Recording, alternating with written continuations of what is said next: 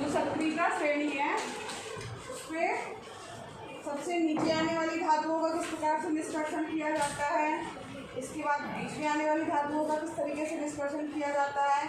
हाँ, ये जो है हम लोगों ने पहले वाली क्लास में पढ़ा था, बचा रह गया था हमारा सबसे ऊपर स्थित जो धातु है उनका किस प्रकार से निष्कर्षण किया जाएगा। तो जो सबसे ऊपर की धातुएं हैं सक्रियता श्रेणी में, नाम ही है सक्रियता श्रेणी है, जो सबसे ऊपर है वो सबसे ज़्यादा अभिक्रियाशील है या सक्रिय है या क्रियाशील है। ठीक है, तो जो सबसे ज़्यादा क्रियाशील है, तो अब जब क्रियाशील है तो अभी हम क्या कर रहे थे, या तो डायरेक्ट उसको गर्म कर दे रहे थे या तो कार्बन के साथ गर्म कर रहे थे ना। लेकिन ऐसा करने से या कार्बन के साथ अगर गर्म करने से जो है इसमें जो है उनको निष्कासित नहीं किया जा सकता है, उनसे यौगिक नहीं प्राप्त किए जा सकते हैं। और कार्बन के द्वारा जैसे अगर हम बात करें जो सबसे ज़्यादा क्रियाशील धातु है सोडियम, मैग्नीशियम, कैल्शियम, एल्युमिनियम वगैरह है ना, तो इन सब के ऑक्साइड का अपचयन जो है उनके धातुओं में कार्बन के माध्यम से नहीं किया जा सकता है। और इनको चूँकि ये जो धातुएँ होती हैं वो उनकी जो बंधुता होती है, जुड़ने की जो क्षमता होती है वो कार्बन की तुलना में ऑक्सीजन के प्रति अधिक होती है। तो इनको क्या किया जाता है कि विद्युत अपघटनी अपचयन के द्वारा प्राप्त किया जाता है। इनका निष्कर्षण कैसे किया जाता है, जो अधिक क्रियाशील है विद्युत अपघटनी अपचयन के द्वारा किया जाता है। अब इसके लिए जैसे सोडियम और मैग्नीशियम और कैल्शियम है, ठीक है, उनको जो है गलित क्लोराइड के विद्युत अपघटन से प्राप्त किया जाता है। और इसमें होता क्या है, एक कैथोड होता है और एक एनोड होता है। जो कैथोड होता है वो कैसा होता है, ऋण आवेशित होता है और उस पर धातुएं जमती जाती है, निक्षेपित होती जाती है। और जो एनोड यानी कि धन आवेशित होता है, इलेक्ट्रोड होता है, उसमें क्लोरीन जो है वो मुक्त होती है। तो यहाँ पर अगर हम बात करें एनोड पर, क्योंकि ये धन आवेशित है तो उसका ऋण उल्टे अपोजिट वाले जो है आयन जो है एक दूसरे पे जाएंगे। तो एनोड जो कि धनावेशित है तो उसका क्लोराइड जो कि माइनस वाला आयन है वो जाएगा, और कैथोड जो कि ऋणावेशित है उस पर धनात्मक वाला सोडियम आयन जो है उसके पास जाएगा। और सोडियम जो है इलेक्ट्रॉन त्याग करके सोडियम प्लस जो है था उसमें से उसके पास एक इलेक्ट्रॉन ज़्यादा है बाहरी कक्षा में, तो इलेक्ट्रॉन त्याग देगा, सोडियम बना लेगा। उसी तरह से क्लोराइड की बात करें अगर हम, तो उस पर जो है एक उसको इलेक्ट्रॉन चाहिए है, तो वो जो है क्योंकि यहाँ पर जो क्लोरीन गैस का निर्माण होगा तो क्लोरीन गैस का फार्मूला Cl2 होता है, तो उसमें उसको 2 इलेक्ट्रॉन चाहिए हैं। ठीक है, इसी तरीके से एल्युमिनियम ऑक्साइड का भी जो है वो अपचयन होगा। यहाँ पर धातुओं का परिष्करण करने के लिए देखो आपको एक चित्र दिख रहा है, ठीक है, जिसमें तांबे का विद्युत अपघटनी परिष्करण दिखाया गया है, जिसमें अम्लीकृत कॉपर सल्फेट का विलयन जो है वो विद्युत अपघट्य है।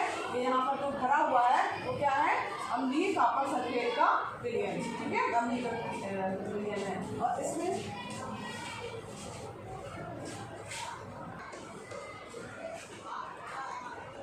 यहाँ पर अशुद्ध तांबा एनोड है, जबकि शुद्ध तांबे की पट्टी जो है उसका कार्य करती है, कैथोड का कार्य करती है। और विद्युत धारा जब इसमें प्रवाहित करेंगे तो शुद्ध तांबा जो है वो कैथोड पर जो है निक्षेपित हो जाएगा। कैथोड पर जो है क्या होगा, शुद्ध तांबा जाएगा, क्योंकि ऋणात्मक है तो कॉपर जो है, इसके जो सोल्यूशन है कॉपर सल्फेट का, तो कॉपर जो है क्योंकि धनात्मक है वो उसकी ओर जाता जाएगा। ठीक, और यहाँ पर जो है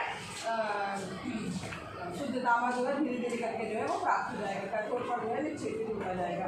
यहाँ पर विद्युत अपघटनी जो परिष्करण है जो आपने देखा थी, तो उसी के उसके अनुसार किन किन धातुओं का परिष्करण किया जा सकता है, copper, zinc, tin, nickel, silver, gold जैसी जो है अनेक धातुएं हैं, उनका जो है निष्कासन या परिष्करण जो है वो विद्युत अपघटन के द्वारा किया जाता है। इसमें किया क्या जाता है, जो अशुद्ध धातु है, ठीक है, जो आपकी अशुद्ध धातु है उसको एनोड तथा जो शुद्ध धातु है इसकी पतली परत को जो है वो कैथोड बना दिया जाता है। और धातु के लवण जो है वो विलयन का धातु के लवण विलयन का उपयोग जो है वो विद्युत अपघटन जो उसमें घोल भरा हुआ है उसके रूप में करते हैं। और उसके बाद जो है इस तरीके से चित्र बना है उस तरीके से हम उसको व्यवस्थित कर लेते हैं, उसमें एक कुंडी लगा देंगे, ठीक, उसमें सेल लगा देते हैं और यहाँ पर कैथोड और एनोड जो हमने बताया उस अनुसार बना करके उसमें उससे रिलेटेड जो है उसका सोल्यूशन जो है वो बना करके भर दिया जाता है। तो यहाँ पर जो है विद्युत अपघट्य से जब धारा उसमें जोड़ा जाता है, क्योंकि सेल लगा हुआ है, कुंडी लगी हुई है, जब धारा प्रवाहित करते हैं तब एनोड पर स्थित अशुद्ध धातु जो है विद्युत अपघट्य में घुल जाती है और उतनी ही मात्रा में शुद्ध धातु जो है विद्युत अपघट्य से कैथोड पर जो है वो जाने लगती है। विलेय अशुद्धियाँ जो रहेंगी वो विलयन में चली जाती हैं तथा अविलेय अशुद्धियाँ जो रहती हैं वो धीरे धीरे करके जो यहाँ तली है इसका जो है वो निक्षेपित हो जाती है, जिसे क्या कहा जाता है, एनोड पंख कहा जाता है। ठीक है, अब यहाँ पर देखो बात आती संक्षारण की। संक्षारण क्या है, तो ये हमने भी पढ़ा भी था कि इसमें क्या होता है कि संक्षारण मतलब होता है खराब होना। संक्षारण का क्या मतलब है, खराब होना। तो कोई चीज़ खराब कैसे होती है, अब यहाँ पर क्योंकि हम चैप्टर ही हमारा धातु वाला धातु, तो यहाँ धातुओं के खराब होने की बात है। जब वो खुली हवा में रहेंगी, कुछ ऐसी धातुएं होती हैं जो अधिक क्रियाशील होती हैं या खुली हवा में जब रहती हैं तो वो ऑक्सीजन के साथ में क्रिया कर लेती हैं। जैसे अगर हम बात करें चांदी की, तो आपने देखा होगा कि चांदी धीरे धीरे करके जब आप खरीदते परचेज करते तो एकदम चमक उसमें रहती है, लेकिन धीरे धीरे करके जो है उसका कलर क्या होता है, थोड़ा सा काला सा हो जाता है। तो यहाँ क्यों, क्योंकि वो सिल्वर का वायु में उपस्थित सल्फर उसमें क्या होता है, जो कि ऑक्सीजन और सल्फर दो के साथ जनरली क्रिया करते हैं। तो यहाँ पर जो चांदी है वो सल्फर के साथ क्रिया करके सिल्वर सल्फाइड की परत जो है वो बना लेती है, इसके कारण जो है वो चांदी जो है वो काली होती है। कॉपर की अगर हम बात करें तो कॉपर वायु में उपस्थित जो आर्द्र कार्बन डाइऑक्साइड है उसके साथ अभिक्रिया कर लेती है, इसके कारण जो कॉपर के बर्तन है ना, यानी तांबे के जो बर्तन है उसको भी आप देखते होंगे, उसको शाइनिंग जब आप उसको पीताम्बरी वगैरह से धुलो तो उसकी शाइनिंग अलग रहती है, लेकिन कुछ दिनों बाद वो कैसे से हो जाते हैं, उसमें ब्राउन सी पूरी सी जो है एक परत चढ़ जाती है। ठीक है, तो यहाँ पर जो है अभिक्रिया कर लेता है जिसके कारण भूरे रंग की जो एक परत चढ़ जाती है, ब्राउन से कलर की, सॉरी हरे हरे से कलर की, कभी कभी ब्राउन होती है, कभी कभी वो ग्रीन ग्रीन से ज़्यादा दिन पड़ी रह जाएगी तो ग्रीन हो जाती है। तो वो उस पर जो है वो परत बना लेती है और उसका जो चमक है वो चला जाता है।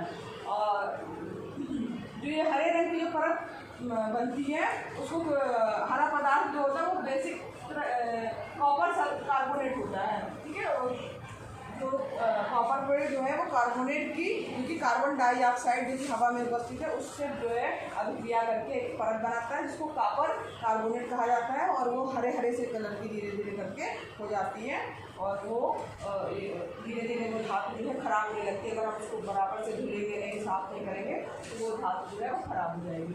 अगर हम बात करें लोहे की, तो आपने सबने देखा होगा कि लंबे समय तक अगर जो है उसको खुली हवा में रख दिया जाए आर्द्र वायु में जिसमें नमी है, तो उस पर जो है लोहे पर भूरे रंग की जो है वो एक पत्र की पदार्थ की जो है जड़ जाती है, जिसे क्या कहा जाता है, जंग। एक बार आपने देखा ना जंग है, उसमें अजीब सा जो है वो बुरा बुरा सा जो है वो, फिर आपको देखेंगे तो वो पुरस्ता भी है, एक परत टाइप की जो है वो जंगी, जिसको क्या कहा जाता है, जंग। यहाँ एक एक्सपेरिमेंट किया गया है, यहाँ पर लोहे की कील ली गई है। ठीक है, वायु में जंग लगी लोहे की कील, शुष्क वायु, अगर जैसे मान लीजिए शुष्क वायु रखा है, एक में वायु है उसमें तेल की एक परत लगा दी गई है ना, और एक में क्या किया गया, खाली वायु है। तो यहाँ सूखी वायु रहेगी तो निर्जल कैल्शियम क्लोराइड के यहाँ पर जो है छोटे छोटे प्रोकार डाल दिए गए हैं। तो इसमें देखेंगे आप, इसमें जंग नहीं लगेगी, इसमें जो तेल की परत है तो हवा का संपर्क छूटा हुआ है उससे, तो जंग नहीं लगेगी। कई बार आप देखते हो ना कुछ दिन में से तेल की परत ऐसे लगा देते हैं, जंग नहीं लगती। तो लेकिन अगर खुली हवा में ऐसे नमी में रखा होगा तो उससे जरूर जो है वो जंग लग जाएगी। यहाँ पे तीनों में परत रखी हुई है और ए में रखे लोहे की कीलों पर जंग लग गई है, लेकिन परत बी और सी में रखी कीलों पर जंग नहीं लगी है। परत एक ही कील जो है वो वायु और जल दोनों के संपर्क में है, इसके कारण जो है जंग लगी हुई है। परत एक ही कील केवल जल के संपर्क में रहती है और परत सी कील शुष्क वायु के संपर्क में रहती है। इससे लोगों की वस्तु जंग। अब हम कैसे बच सकते हैं, तो क्वेश्चन बनता है इसमें संक्षारण क्या है और उससे बचाव के क्या उपाय हैं। तो अगर हम संक्षारण जो यानी कि उसके लिए हम क्या करते हैं, आप लोग बताइए क्या क्या करते हैं।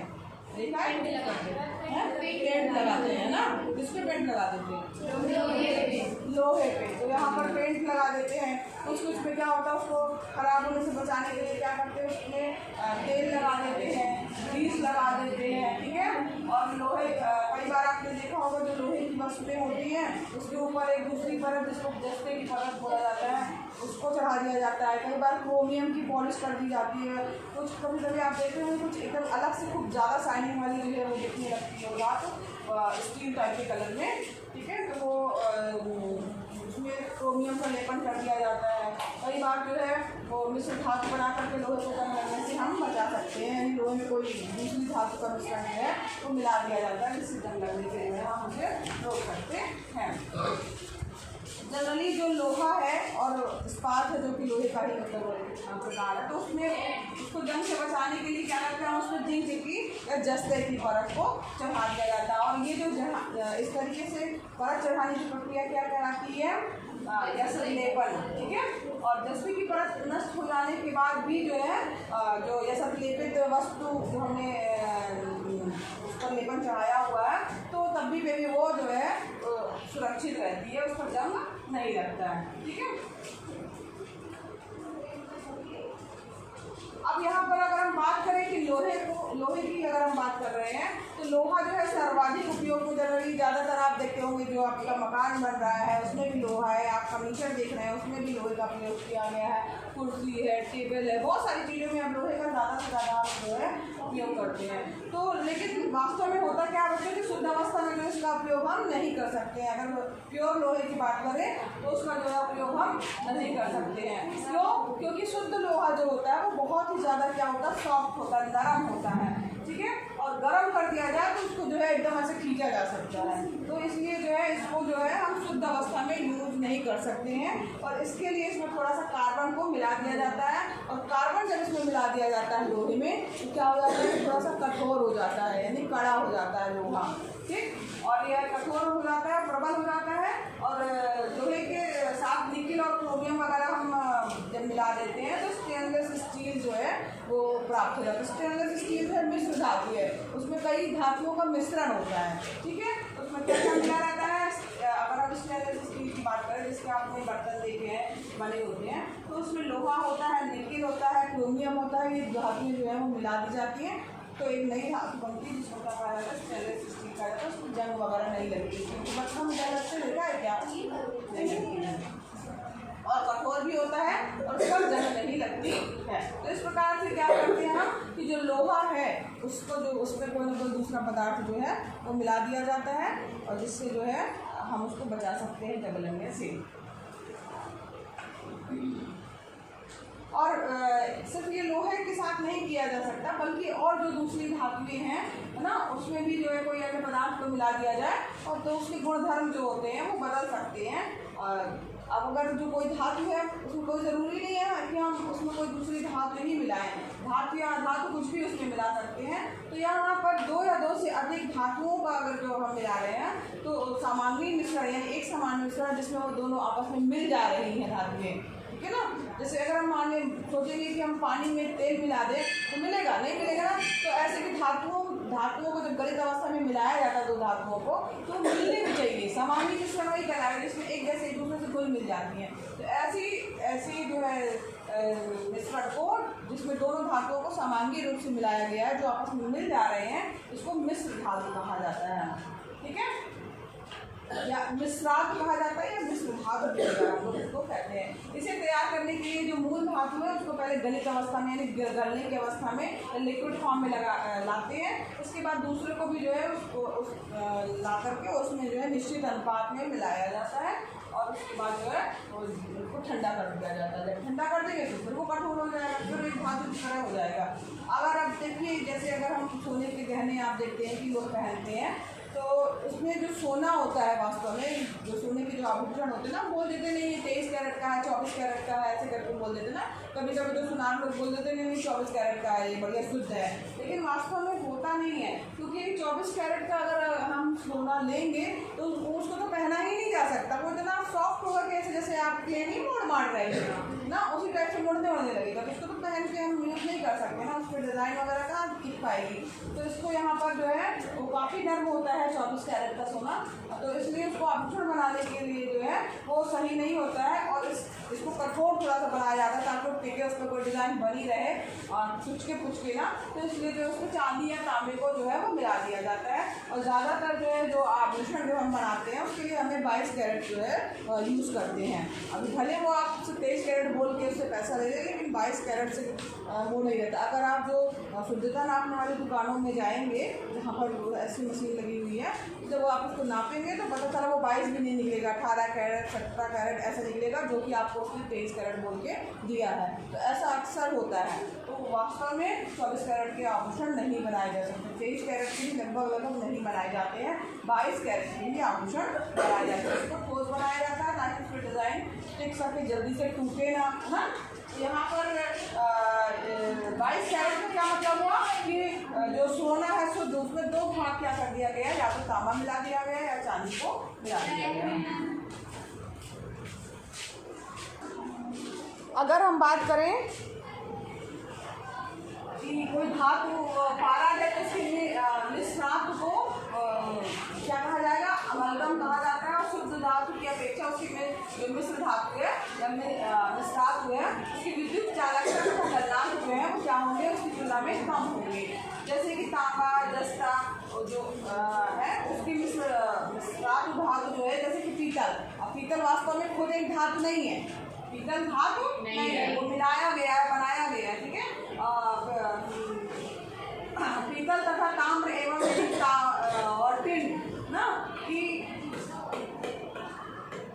मिश्रात कांसा विद्युत की सुचालक है। कांसा अगर हम बात किया जाए, जनरली आपको ये पता है धातु क्या होती है, विद्युत की सुचालक होती है। लेकिन जो मिश्रात धातु बनी हुई कांसा एक धातु है तो वो विद्युत का सुचालक है। लेकिन अगर हम बात करें जो ये बनी है कांसा, तो उसमें क्या मात्रा ज़्यादा है, उसमें तांबे की मात्रा, बेटा तांबे की मात्रा ज़्यादा है, ठीक है। तो उसमें जब तांबे की मात्रा ज़्यादा है तो क्या है कि तांबा आपको पता है कॉपर के वायर जो है वो बनाए जाते हैं, तो वो तो विद्युत का सुचालक है। लेकिन जो उसका मिश्रात बन गया है वो कांसा, वो विद्युत का सुचालक नहीं बल्कि क्या है, सुचालक है, ठीक है। इसी तरह सीसा और टिन जो है कि मिश्रात जो है फोल्डर है, इसका गलनांक जो होता है कि ऐसी धातु बनी, सीसा और टिन की मिश्रात जो धातु बनाई गई, उसको मिला करके जो धातु बनाई गई, उसका गलनांक मतलब होता है वो गलनी इतनी जल्दी गल जाता है, लिक्विड फॉर्म में आ जाता है कि पूछो मत, उसका गलनांक कम होता है, जिसके कारण जो है बेल्डिंग करने में जो विद्युत जो तारे हैं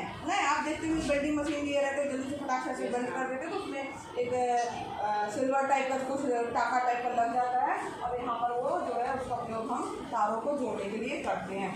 यहाँ पर एक चित्र आप देख रहे होंगे, ये कभी कोई दिल्ली गया है उसमें वहाँ पर जो है ये एक 9 स्तंभ बना हुआ है। तो यहाँ पर जो ये 9 स्तंभ बना हुआ है वो ऐसा स्तंभ है जिसमें बना तो लोहे का है, ठीक है, लेकिन उसमें जंग नहीं है, जंग बिल्कुल नहीं लगी हुई है। तो यहाँ पर जो है कुतुब मीनार जहाँ पे है वहीं पे आप देखेंगे कि वहाँ पर जो है इस तरीके का लोहे का स्तंभ बनाया गया है। और वो बहुत उसकी खासियत क्या है कि उसमें आज तक कभी जंग नहीं लगी है, लोहे का है लेकिन जंग नहीं लगी है। तो यहाँ पर जंग से बचाने के लिए उसमें एक अलग से विधि कोई बनाई गई जो उससे विकसित किया गया होगा, उसको पर्टिकुलरली लगाया गया है कि इसमें जंग भी नहीं लगेगी, कभी खराब नहीं हुआ आज तक, क्योंकि जंग लगते पर तक को तो गिर गया होता। ये चैप्टर जो है खत्म हो गया आपका, ठीक। इसके सारे वैकल्पिक प्रश्न भेजे जा चुके हैं, इंपॉर्टेंट क्वेश्चन बताए जा चुके हैं, तो लोग आप कॉपी में कंप्लीट कर लीजिएगा।